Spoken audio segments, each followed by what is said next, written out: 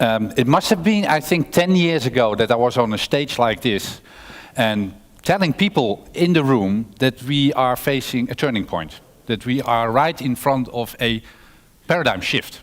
10 years ago. How wrong I was. Nothing happened. It turned out to be my own paradigm shift. My ideas about society, the economy, organizations, and everything changed dramatically. And the rest stood still, from my perspective. Okay, today I'm telling you, we are at a turning point. Now, you might have some doubts about my judgments, now that I've told you. We are facing a paradigm shift. But this time, my case is much stronger. Because society has turned woke. Everybody today is talking about purpose and direction. Purpose, purpose, purpose is the future. That will be the message, at least. Well, if you want to know why now and how come, I would like to direct you to another speaker, Carlota Perez, who will be pretty soon after me, explaining how digital disruptions create turning points, create utopias, or golden ages, as she's calling it. From my answer on that question, I would like to take you to the youngest generation, because generations change society, as we all know. And this comes from our previous research, a recent research on the post-millennial generations. Luckily, they're not in the room. We've seen it, you know, beyond millennials, post-millennials.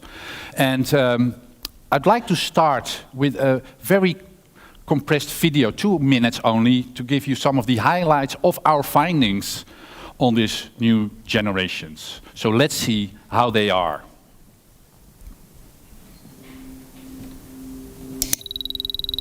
Since the birth of the first computer, we've seen several new technologies emerge. Ladies and gentlemen, let's get ready to rumble!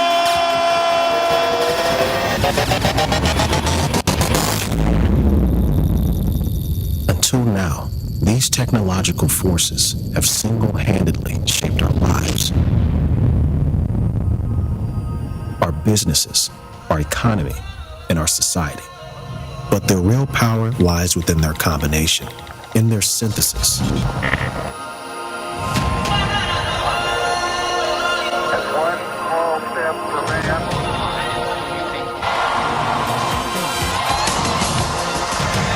Now we witness the birth of a new generation, the synthetic generation. It's the first generation that didn't have a life before the internet. They don't make a distinction between the digital and the analog world. They are on life.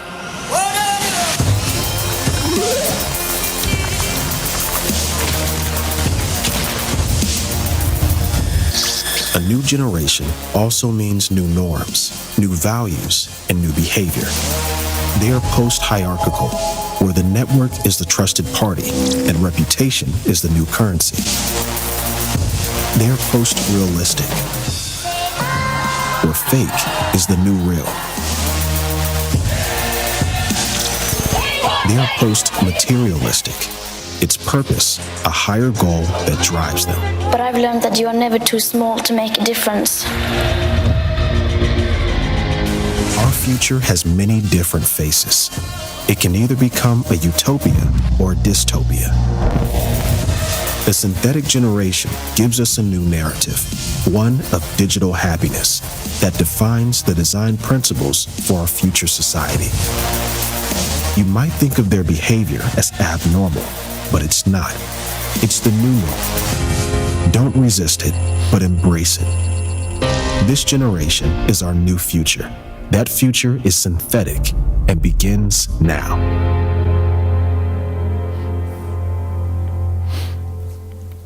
It's because their synthetic life comes so easy and natural for them that we call them the synthetic generation.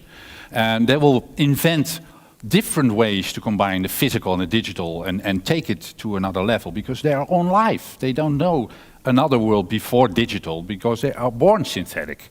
And this comes already with two, I think, very important consequences for every company's strategy. And I will introduce two of them. The first one is forget about digital transformation. Sorry for that. You know, digital is invented by old people, old generations, inventing the business of today, turning it a little bit digital. The next level of digital, the synthetic, is all about these new combinations. It is about inventing the future business for the economy of tomorrow.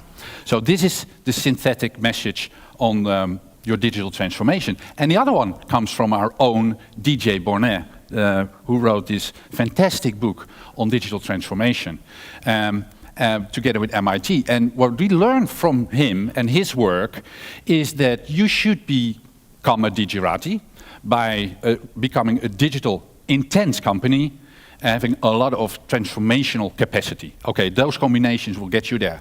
But what we learn from the shifting generations, what we have learned, is that now there comes another dimension, and we call it purpose. Okay, purpose. Because purpose is the thing that drives the youngest generation. So instead of only becoming a digerati, you should probably also become a purperati. I don't know whether that's a nice word, but maybe it sticks, okay? So 2 messages already for your company strategy, and another maybe strange message for you as being in the world of technology, that we are actually also facing a post-technology era. You might say, how come? Because technology has become so important. But that's just the reason why. Because it has become so important, like the water or electricity, that we not start talking about technology anymore, but we start talking about what can we do, what are our dreams? How much further can we take technology to build a utopia, for instance? So that's the reason why. Now, that being said, it's good that we all know these kind of technologies, but if you don't know the old technologies, you're getting yourself into trouble. So this is a take on a younger generation being confronted with an older technology that they don't understand anymore. Let's see how that goes. Look at this and tell me what time it is. Oh, no. No, I can't. It is 4:37. Is that correct? It's 2.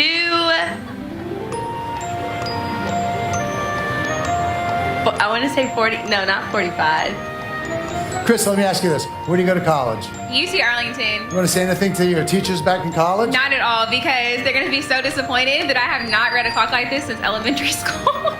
Let me see. Okay. Oh man, it is 8:10, 8:20, 8:17. No? AM or PM?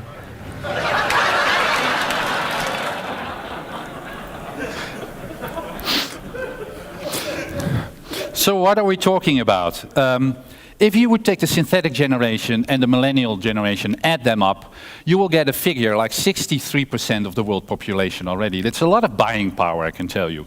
And they are different. As shown in the video, they have these post characteristics like post-hierarchical, post-realistic, and post-materialistic. And one of the things that comes from that is that they are always aiming at this higher level of achievement and purpose.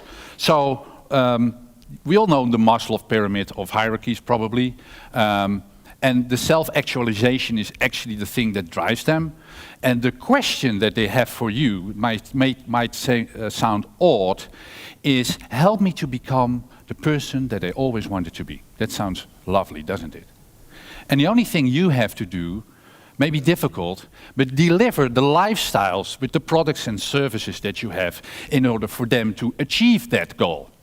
And this is backed up, these ideas are backed up by a lot of research done on the shift of values. One of the most important ones is from the World Value Survey. They cover around 95% of the world's population, and for decades they researched the change of values within generations.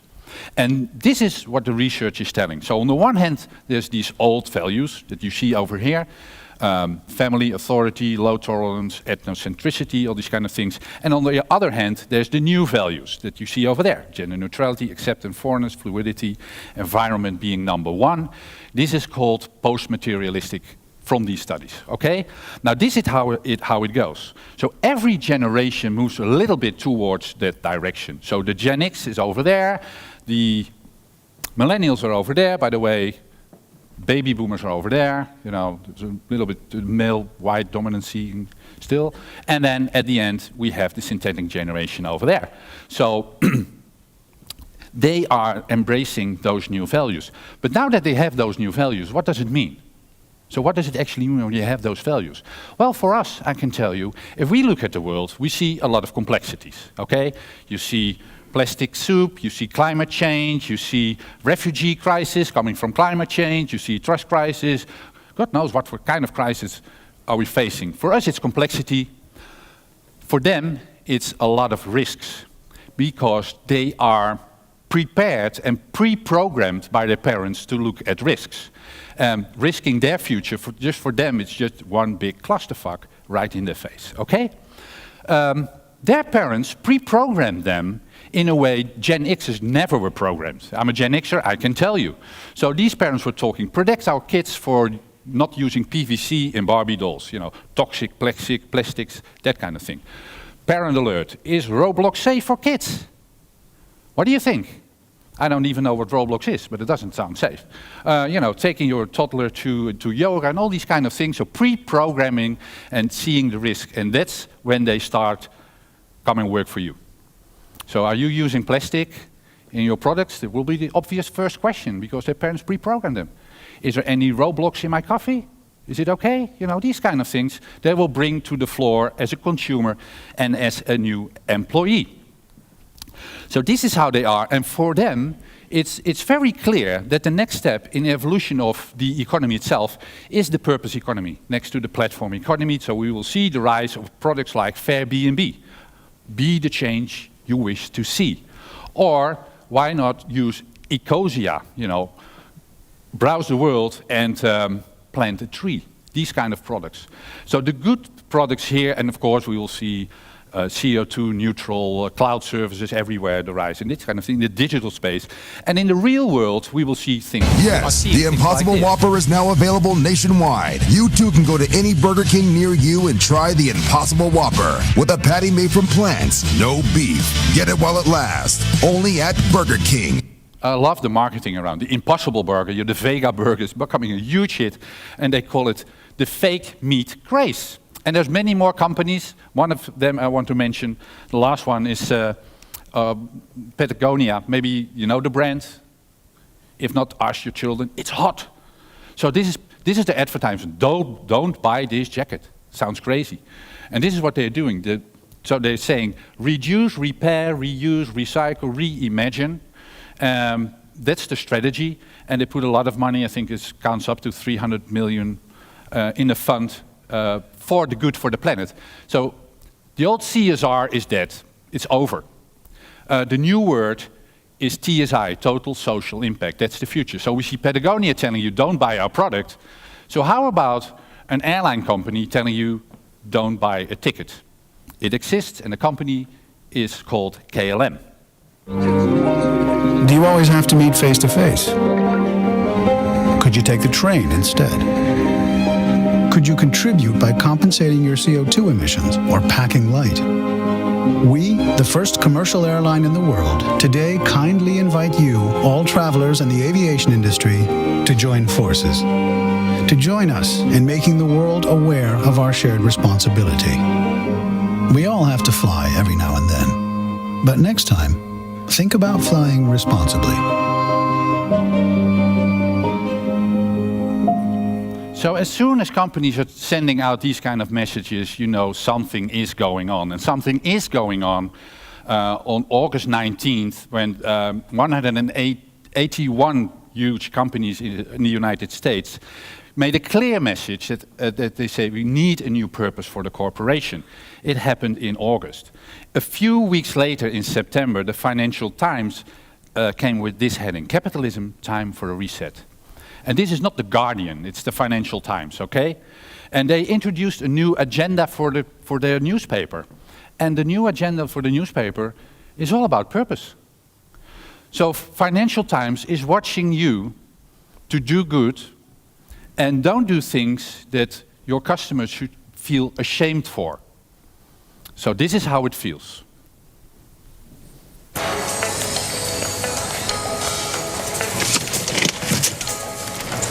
Shame.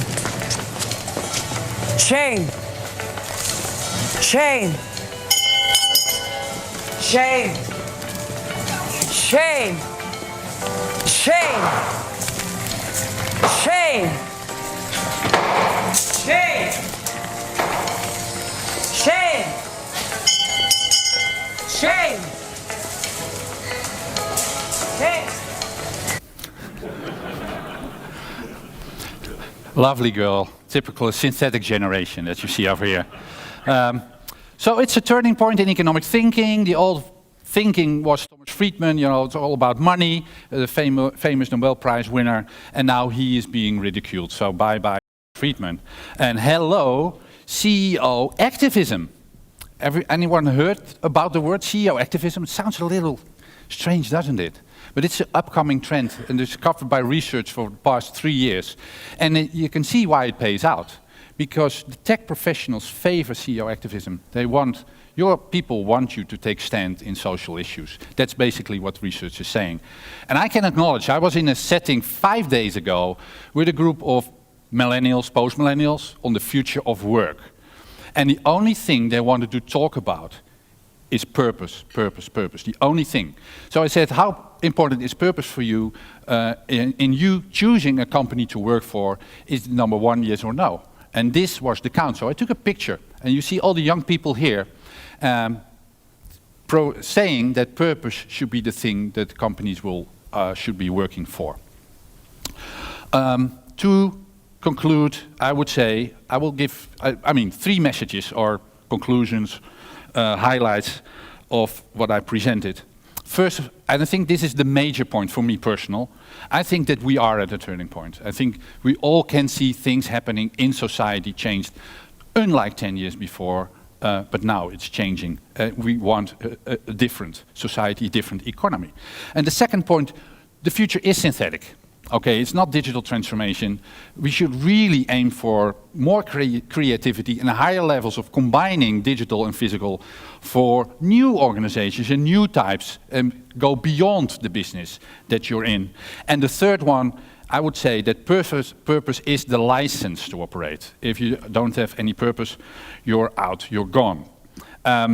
Maybe there's one other one, I don't know. There's a lot of talk about narrative. So if it all adds up maybe to the conclusion that every organization here in the room needs to work on a new corporate narrative, a new story for the corporation with purpose included. Now, my hope is that today and tomorrow the speakers will inspire you and also give you the gut to work on your narrative and change the story of your organization. Whether it will happen, yes or no, is not up to me or up to the speakers, but that will be all up to you. Thank you.